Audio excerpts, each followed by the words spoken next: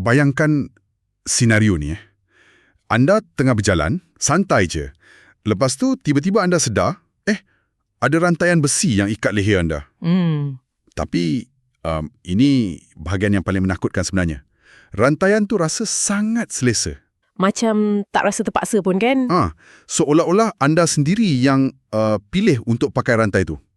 Malah anda mungkin rasa nak berterima kasih pula dekat orang yang pakaikan benda tu kat leher anda. Ya, dan itulah sebenarnya definisi paling tepat untuk penjajahan jiwa. Ia bukan paksaan fizikal yang kasar macam orang pukul kita. Betul? Ia penguasaan persepsi yang sangat-sangat halus sampaikan mangsa langsung tak sedar diorang tengah dikawal. Okey, jadi mari kita rungkai perkara ni sama-sama. Rantaian gaib ni, ia wujud di tempat kerja anda, dalam hubungan peribadi anda, dan percayalah, di skrin telefon yang anda tengah pegang sekarang ni pun ada. Oh, 100%. Jadi hari ini, fokus perbincangan mendalam kita adalah untuk membedah nota-nota dan petikan dari sebuah dokumen tentang psikologi gelap dan manipulasi. Kita nak tengok siapa sebenarnya yang pegang hujung rantai itu. Ya, dan sumber yang kita kumpul hari ini sangat unik sebab ia bukan sekadar pandangan satu sudut. Betul. Ia gabungkan sains neurologi moden, sejarah purba, dan ada juga perspektif spiritual.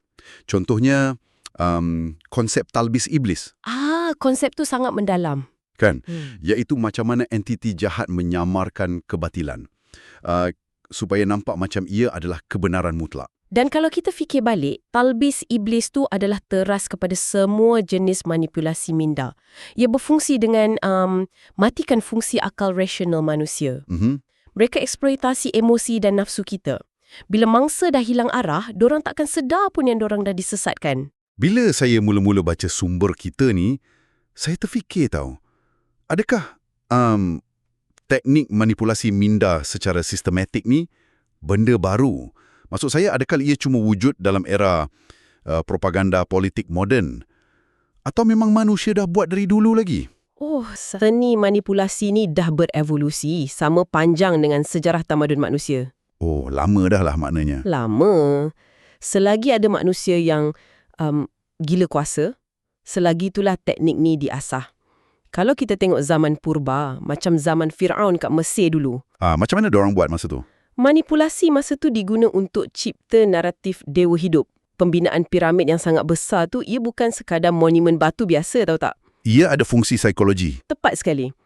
Ia direka khas untuk cipta rasa kagum dan rasa takut rakyat jelata. Dorang perhambakan minda rakyat dengan mitos kehebatan seorang raja. Jadi peringkat awal tu, ia banyak main dengan mitos dan ketakutan fizikal lah. Tapi bila kita gerak ke abad pertengahan, taktik ni macam berubah bentuk. Ia dah tak bina bangunan besar, tapi main dengan rasa bersalah. Ya, mekanismenya berubah mengikut zaman. Waktu tu, ada institusi yang monopoli agama. Dorang jual surat pengampunan dosa. Wow. Apa yang dorang buat sebenarnya? Dorang eksploitasi rasa takut semula jadi manusia terhadap Tuhan dan api neraka. Dorang letak harga pada keselamatan jiwa manusia. Itu sangat licik. Bila kita berjaya pegang rasa takut dan rasa bersalah seseorang, orang tu akan jadi patuh membabi buta. Betul. Dan bila kita masuk abad ke-20 pula, manipulasi ni diangkat jadi satu sains yang rasmi. Ini bahagian yang saya nak sangat bincang. Dalam nota kita, ada sebut pasal eksperimen MK Ultra. Ya. Boleh tak jelaskan sikit kat pendengar kita apa benda sebenarnya MK Ultra ni? Kenapa ia dilabel sebagai eksperimen yang sangat gelap? Okey, MK Ultra ni nama kod rahsia untuk satu program CIA pada tahun 50-an dan 60-an. Eksperimen kawalan minda kan? Yes. Dorang nak tahu boleh tak kita padamkan memori minda manusia secara total dan programkan semula otak tu. Maksudnya macam format balik komputer lah. Gila. Macam itulah. Dan cara dorang buat tu sangat kejam. Dorang guna pengasingan deria, kurang tidur yang ekstrim. Tanpa kerelaan mangsa. Ya, tanpa persetujuan. Dan dorang bagi dos dadah psikoaktif yang tinggi, macam LSD, tujuannya nak pecahkan pertahanan psikologi subjek tu. Ya Allah. Ibarat nak jinakkan kuda liar, diorang hancurkan realiti mangsa sampai mangsa tu terpaksa terima apa saja realiti baru yang CIA suapkan. Memang menakutkan. Dan dalam era yang sama, sumber kita juga ada ketengahkan seorang tokoh, nama dia Edward Bernays. Perhubungan awam. Betul. Kalau CIA buat secara sembunyi, si Bernays ni buat benda yang lebih terbuka, tapi impaknya sama bahaya dalam dunia pengiklanan. Apa yang menarik pasal Bernays ni, dia ni anak saudara Sigmund Freud. Pakar psikologi terkenal tu. Jadi dia ambil teori psikoanalisis bapa saudara dia dan dia apply dalam pasaran komersial. Freud kata manusia ni didorong oleh kehendak bawah sedar yang tak rasional. Okey. Jadi Bernays guna konsep tu untuk ubah cara masyarakat berfikir. Sebelum wujudnya Bernays, orang beli barang sebab diorang perlu. Macam beli baju sebab baju dah koyak. Betul. Tapi Bernays manipulasi emosi orang awam supaya diorang beli barang sebab diorang nak puaskan ego. Dia yang tukar perkataan kehendak jadi keperluan untuk untungkan korporat. Hari-hari berinteraksi dengan orang. Contohnya, saya pujuk kawan saya pergi try kedai makan baru. Itu pun sejenis pengaruh kan?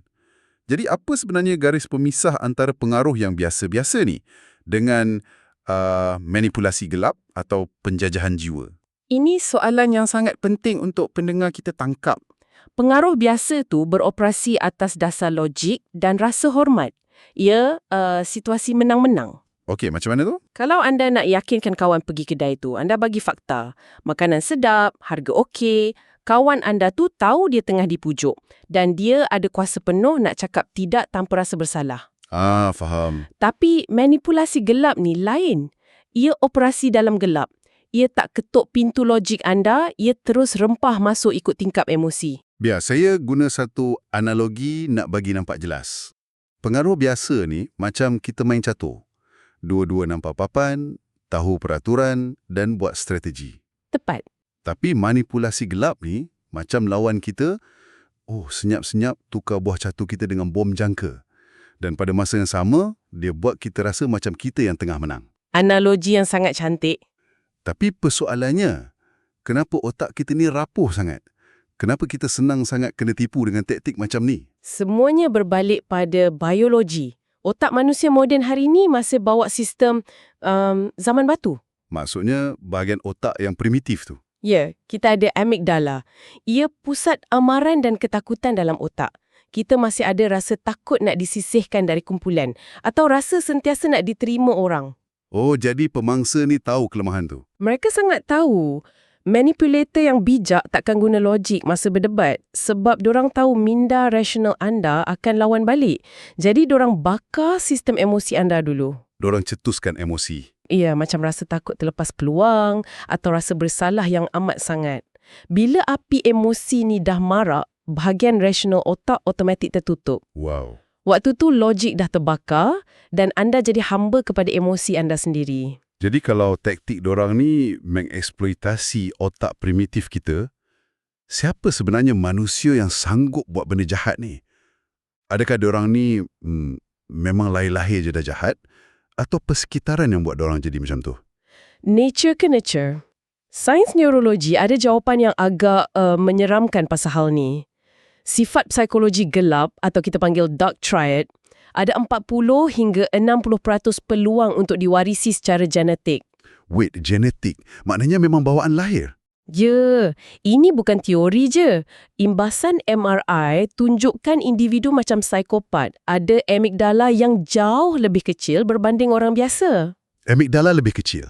Apa kesan fizikalnya pada orang? Macam kita bincang tadi, amigdala ni tempat kita rasa takut, rasa bersalah dan empati. Bila ia cacat, dorang secara biologi memang tak mampu rasa belas kasihan. Kosong terus? Kosong. Dan sistem dopamin dorang pun berbeza. Kita kalau luangkan masa dengan keluarga, kita rasa gembira kan? Rasa tenang. Bagi pemangsa ni, dorang cuma dapat dopamin yang kuat. Macam ambil dadah bila dorang berjaya tipu, takluk atau kawal hidup orang lain. Jadi, hardware dalam otak dorang memang dah rosak. Ini macam konsep nasab yang dibincangkan dalam teks kita tu. Bukan setakat warisi rupa, tapi warisi watak. Tapi, kalau genetik cuma 40%, apa jadi dengan persekitaran? Nurture pula macam mana? Persekitaran tu macam tukang besi yang asal parang tumpul. Ramai manipulator tegar ni datang dari sejarah penderaan atau trauma zaman kanak-kanak. Dorang terpaksa matikan Swiss empati semata-mata nak survive. Kesian juga bila fikirkan. Tapi ada yang lagi mengejutkan. Didikan yang terlampau memanjakan pun boleh rosakkan anak. Iya ke? Ya, seorang narsisis selalunya membesar dari ibu bapa yang memuja dorang melampau-lampau. Layan anak tu macam Tuhan kecil kat rumah. Segala apa dia buat, semua betul. Oh, tak pernah ditegur lah ni. Betul. Kalau Machiavellian pula, dorang mungkin membesar dalam keluarga yang kasih sayang dia bersyarat. Macam transaksi perniagaan. Contohnya? Macam, kalau kau dapat nombor 1, ibu sayang. Kalau kau gagal, kau tak berguna. Di sinilah perbincangan ni jadi sangat menarik. Biar saya cabar kenyataan ni sikit. Boleh, silakan. Kalau kita tahu seseorang tu lahir dengan amigdala cacat, genetik rosak, lepas tu mak ayah pula dera emosi dia dari kecil, adakah ini bermaksud kita tak boleh salahkan dorang bila dorang buat jahat? Sebab dorang betul-betul tak mampu rasa empati. Atau dorang sekadar pilih untuk tak peduli bila dorang lukakan hati kita? Ini soalan moral yang sangat berat. Memang betul, dari segi emosi, dorang ibarat orang yang buta warna. Dorang tak rasa empati macam kita rasa. Okey. Tapi, dan ini pesanan penting untuk pendengar, itu tak melepaskan dorang dari tanggungjawab. Kenapa tak lepas? Sebab akal fikiran dorang, kognitif dorang sangat waras. Dorang tahu menipu tu salah. Dorang nampak perbuatan dorang musnahkan hidup orang. Dorang sedar. Dorang nampak mangsa menderita. Ya, kombinasi maut anbarai genetik tanpa empati dan didikan kejam ni lah yang lahirkan pemangsa macam Ted Bundy. Jadi secara praktikalnya, anda takkan pernah boleh sembuhkan dorang dengan kasih sayang anda. Dorang tak faham bahasa tu. Fitrah suci manusia hilang terus dilitupi kegelapan. Pesanannya jelaslah ni. Jangan jadi lilin yang bakar diri semata-mata nak terangkan hidup orang yang memang suka duduk dalam gelap. Sangat tepat. Memandangkan kita dah nampak kerosakan hardware dan software dorang, mari kita kenali rupa dorang kat luar sana. Dalam sumber kita ada 3 watak atau profil utama The Dark Triad. Yang pertama, The Narcissist, Raja Drama. Kenapa dokumen ni panggil dorang mesin kelaparan ego? Sebab ego dorang tu macam baldi yang bocor. Baldi bocor. Ya, banyak mana pun air pujian yang anda tuang, baldi itu takkan pernah penuh. Narsisis anggap dunia ni satu teater dan dia adalah pelakon utama. Anda cuma pelakon ekstra untuk puji dorang. Oh, dorang perlukan apa yang dipanggil narcissistic supply tu ya? Bekalan emosi. Betul. Dan bekalan tu boleh jadi pujian, boleh jadi perhatian, malah pergaduhan dan drama yang dorang reka pun dorang hisap sebagai tenaga. Dan nota kita ada pecahkan dorang kepada 2 jenis kan? Overt dan covert. Ya. Overt tu jenis sombong yang terang-terangan, suka menunjuk. Tapi covert ni nampak macam lagi bahaya sebab dorang nampak rendah diri dan suka main peranan mangsa, main pity play, nak kita kesian kat dorang. Yang covert ni sangat manipulatif secara senyap. Tapi benda paling seksa untuk mangsa ialah fasa kitaran penderaan atau cycle of abuse. Boleh ceritakan sikit? Kitaran ni lah yang mengunci minda mangsa. Dia mula dengan fasa love bombing. Pengeboman cinta. Ya, fasa ni dorang banjiri otak anda dengan dopamin. Puji anda, bagi perhatian 24 jam, anda akan rasa, oh akhirnya aku jumpa soulmate aku. Otak anda jadi ketagih. Lepas dah ketagih, apa jadi? Masuk fasa devalue. Bila dorang dah pegang anda, dorang mula kritik sikit-sikit. Rendahkan kejayaan anda. Buat anda rasa anda yang bermasalah. Lepas tu fasa discard. Dorang buang kita kan? Ya, bila dah jumpa mangsa baru, dorang buang anda macam sampah. Tapi yang paling sadis, fasa hover. Yang dorang datang balik tu? Betul. Lepas beberapa bulan, tiba-tiba dorang message. Kata rindulah, apalah. Padahal dorang cuma nak tarik anda masuk balik dalam kitaran neraka tu. Gilalah, bayangkan. Sehari anda dilayan macam permaisuri, esoknya dilayan macam sampah. Boleh gila mangsa tu. Emosi mangsa memang akan hancur lebur. Okey, itu narsisis yang hidup penuh emosi. Mari kita tengok raksasa kedua. Psikopat, predator berdarah dingin. Kalau narsisis ni sangat emosional, adakah psikopat ni kurang sikit bahayanya sebab dorang tak ada emosi? Oh, tak. Ketiadaan emosi itulah yang buat dorang beratus kali lebih bahaya. Macam mana tu? Psikopat tak kebulur nak pujian macam narsisis. Dorang cuma nak kawalan mutlak. Hati dorang tu macam bilik kebal yang sejuk dan kosong. Tapi jangan ingat dorang tak faham perasaan manusia. Dorang ada empati kognitif. Kejap, empati kognitif. Apa benda tu? Empati tu kan maksudnya kita turut merasai kesedihan orang lain. Empati kognitif ni macam seorang penggodam atau hacker. Hacker? Bayangkan hacker tu tahu selok-belok sistem keselamatan bank. Dia tahu kat mana kamera, kat mana penggera. Tapi dia kaji semua tu bukan untuk jaga bank tu. Dia nak rompak bank tu. Tepat sekali. Macam itulah psikopat. Bila dia nampak anda menangis, otak dia tahu anda tengah sedih. Tapi dia tak rasa sedih tu langsung. Air mata anda tu cuma data mentah untuk dia. Data? Untuk apa? Untuk tahu kelemahan anda dan guna kelemahan tu untuk susun strategi kawal anda lagi ketat. Beremang bulu roma saya dengar. Tambah-tambah bila baca pasal teknik mirroring dorang. Mirroring. Psikopat ni ibarat cermin.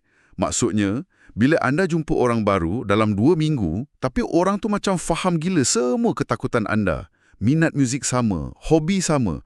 Anda kena hati-hati. Sangat kena hati-hati. Anda mungkin tak jumpa soulmate, tapi anda tengah jatuh cinta dengan pantulan cermin diri anda sendiri yang dicipta oleh pemangsa ni. Bila dia dah puas hisap tenaga kita, dia buang tanpa kelip mata. Sebab tu diorang digelar pemangsa berdarah dingin. Okey, kita beralih ke raksasa terakhir. Machiavellian, sang dalang. Dalam dokumen kita, ini yang paling licik. Kenapa? Sebab senjata utama Machiavellian adalah kesabaran. Dorang tak perlukan drama macam narsisis dan dorang tak bertindak ikut nafsu macam psikopat. Dorang main permainan jangka panjang, long game. Ya, dorang ni arkitek. Falsafah dorang cuma satu. Matlamat menghalalkan cara. Selagi dorang capai apa yang dorang nak, lantaklah siapa pun yang hancur dalam proses tu. Dorang ni macam Grandmaster catur lah. Sentiasa fikir 10 langkah ke depan. Kalau kat office, dorang ni selalunya nampak sangat profesional dan tenang. Macam mana dorang operasi? Taktik teras dorang ialah divide and conquer atau pecah dan perintah. Macam penjajah dulu-dulu buat. Sama. Dorang tanam rasa syakwa sangka secara halus antara anda dengan kawan rapat atau family. Tujuan dia supaya sokongan moral anda hilang dan anda cuma ada dorang je untuk bergantung harap. Kejamnya. Dan ada satu lagi teknik yang dipanggil kerapuhan terancang atau strategic vulnerability. Ini mind blown sikit bila saya baca. Boleh kongsikan? Mekanisme dia macam ni. Dorang akan datang jumpa kita, pura-pura sedih dan kongsi satu rahsia peribadi dorang. Tapi sebenarnya, rahsia tu dorang reka je. Ya. Kenapa dorang sanggup buat cerita tipu macam tu? Sebab dorang faham tindak balas psikologi kita. Manusia terikat dengan hukum timbal balik. Bila orang rendahkan ego dan kongsi rahsia kat kita, otak kita automatik rasa terhutang budi. Lepas tu, kita pun gatal mulut pergi kongsi rahsia gelap kita kat dorang kan?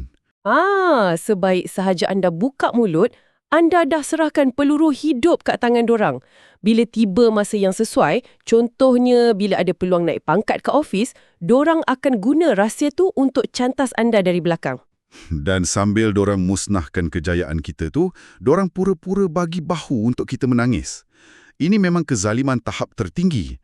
Bunuh jiwa tanpa tinggal cap jari langsung. Itulah Machiavellian. Jadi, memandangkan raksasa-raksasa ni ada di sekeliling kita, macam mana pendengar kita nak kesan dorang ni? Apa red flags yang kita kena alert? Manipulasi ni jarang muncul macam dalam filem yang dramatik tu. Ia wujud dalam benda kecil hari-hari. Macam ke office, bos anda ambil kredit atas titik peluh anda. Alasan dia, ini kejayaan tim, tak perlu nama individu. Betul. Dan kalau dalam keluarga pula, diorang guna guilt tripping. Macam mak ayah yang selalu sebut, aku lahirkan kau susah payah berdarah-darah tapi kau memandai buat keputusan sendiri. Dorang eksploitasi konsep berbakti untuk penjara mental anak. Ya, dan ada satu lagi amaran penting, gaslighting. Gaslighting. Terma ni sangat popular kat media sosial sekarang. Boleh terang sikit mekanismenya? Perkataan ni asalnya dari pementasan lama, di mana suami dia sengaja malapkan lampu gas kat rumah, tapi bila isteri tanya, suami cakap lampu tu terang je, awak yang gila. Wow. Mekanisme dia adalah dorang hakis realiti kita sikit demi sikit. Dorang putar belit fakta dengan sangat confident sampai anda mula ragu-ragu dengan memori sendiri. Ayat macam, awak ni sensitif sangat lah atau benda tu tak jadi pun lah. Itu senjata diorang kan? Ya, bila anda dah tak percaya ingatan anda terpaksa bergantung kat diorang untuk tahu apa yang betul. Jadi apa lagi isyarat kecemasan nak elak masuk perangkap ni? Pertama, kalau hubungan tu bergerak terlalu laju, baru 2 minggu dah sembang nak kahwin, berhati-hati. Okey. Kedua, tengok cerita masa lalu dia. Kalau semua ex dia atau kawan lama dia dilabel toksik atau gila, kemungkinan besar dialah punca masalah tu. Masuk akal? Ketiga, perhatikan mata dorang. Mulut mungkin senyum manis, tapi mata tu sejuk dan merenung tajam macam pembangsa tengah ukur mangsa. Dalam nota kita, saya nampak satu ujian praktikal yang sangat mudah. Ujian perkataan tidak. Ujian asid tu. Cuba cakap tidak kat dorang dan tengok reaksi. Orang normal mungkin kecewa, tapi dorang hormati jawapan tu. Manipulator akan terus buka topeng. Dorang mungkin mengamuk atau terus main mangsa keadaan. Dorang dengan pelayan restoran. Kalau dorang layan kasar orang yang tak bawa untung pada dorang, bermakna perangai manis dorang kat kita tu cuma topeng sementara je. Betul tu. Dan paling penting, tolong dengar insting atau firasat anda. Badan kita ni ada sistem penggerak dalaman. Kalau perut rasa tak sedap atau tiba-tiba rasa penat sangat bila bersembang dengan orang tu, itu tanda alam bawah sedar dah kesan ancaman. Jangan abaikan penggerak tu. Kalau kita rumuskan semua yang kita bincang ni kan, ilmu psikologi gelap ni ibarat pedang dua mata. Ya? Ia bawa tanggungjawab besar. Bila kita dah faham semua taktik, gaslighting dan kelemahan emosi ni, kita kena guna ilmu ni sebagai perisai je untuk islah, perbaikan diri. Bukan untuk fasad atau kerosakan. Jangan pula anda guna nota ni pergi manipulasi orang lain. Betul! Bila anda dah boleh nampak benang-benang halus yang kawal minda anda boleh potong rantai itu. Anda